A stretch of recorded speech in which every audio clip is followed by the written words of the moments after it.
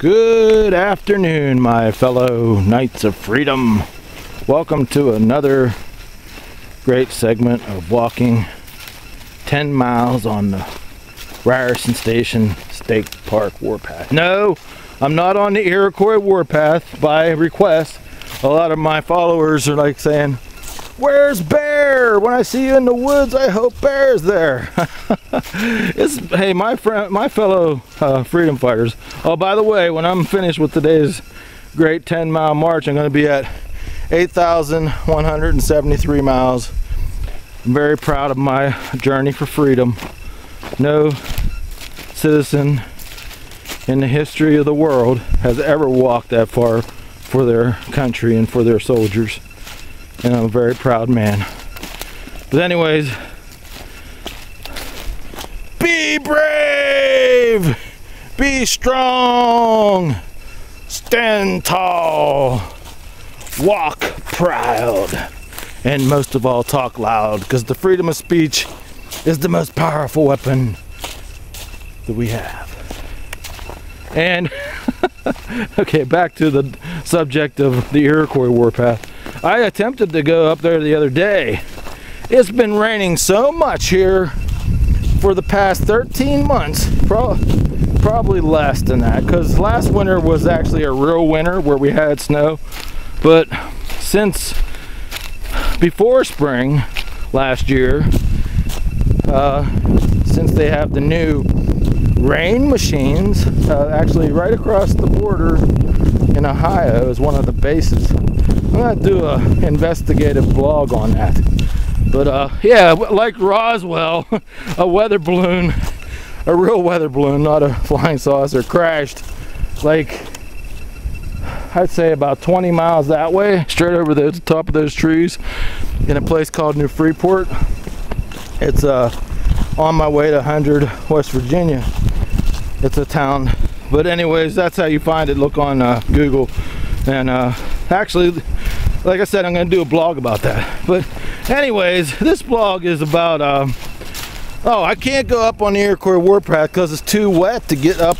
I have to go straight up like a woods path, and I'll break my camera. I don't want to break my camera. So eventually I'll be back up there with Bear. I know he's getting mad seeing me walk the Ryerson Warpath and the Whiskey Ridge Warpath. When I start down there, he's like, "What about me, man?" My dog's the coolest dog, and that's why people will ask for him all the time. But yeah, I thought of this title, back to the name of this blog. And like I said, when you find my videos, I'm basically the introduction, like those old TV shows of the Night Gallery, Twilight Zone. You know, but it's a Patriot show. And at the commercial break, you're the commercial. All you do is go click on the link, see the rest of the show on my website. Very creative way to wake people up and entertain people to the truth. And that's my mission. But anyways, at my Patriot meeting, my Sons and Daughters of Liberty Patriot meeting the other night, I was in discussion with great patriots with great minds. Yes, we all know the truth about 9/11 being an inside job, a false flag attack by the American government, because the American government is the terrorist.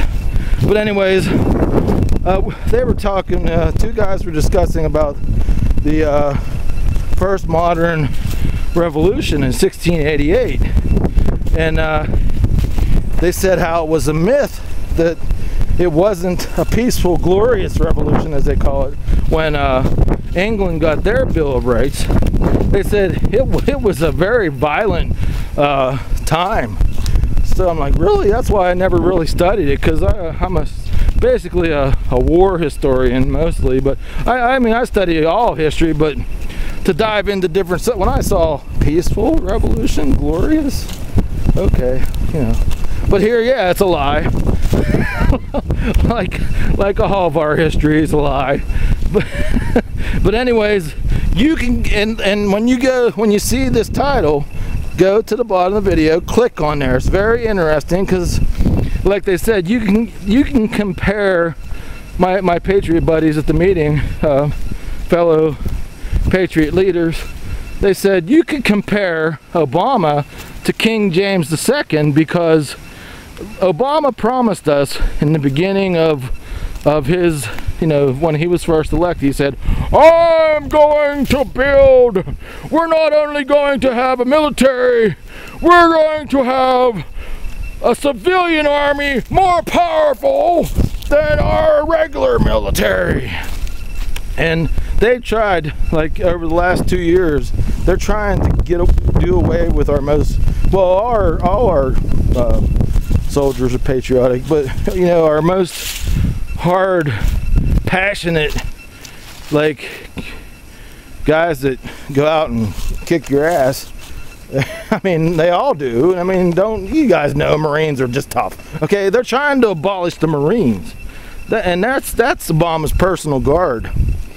And that, like King James, he had his own personal army, man, and that's one of that's why they had the revolution too. It wasn't just it wasn't a peaceful, glorious revolution, basically. And basically, we have a revolution going on right now, and it's an information revolution for the truth. And right now, Ron Paul is being attacked by the mainstream media, talk radio. All the masks are off. The world knows that Ron Paul's the main contender, and they're trying to take him down, and they can't take him down because he's a man of honor.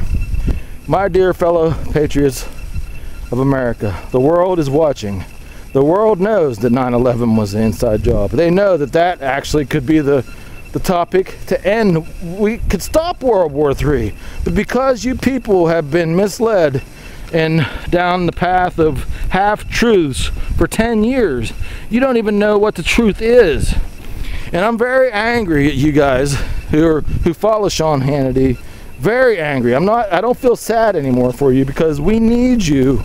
We need you. And Ron Paul, for the first time in the history of America, no, in the history of this 10 years, we can be united together.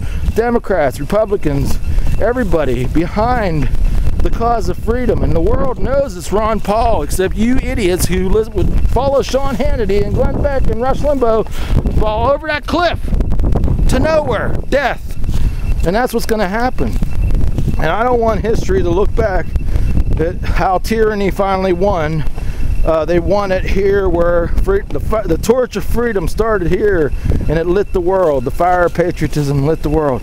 I don't want it to be extinguished here forever.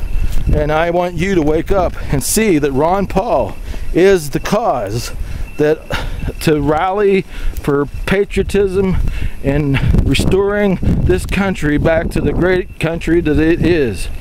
I'll see you guys in the next video. Ron Paul 2012.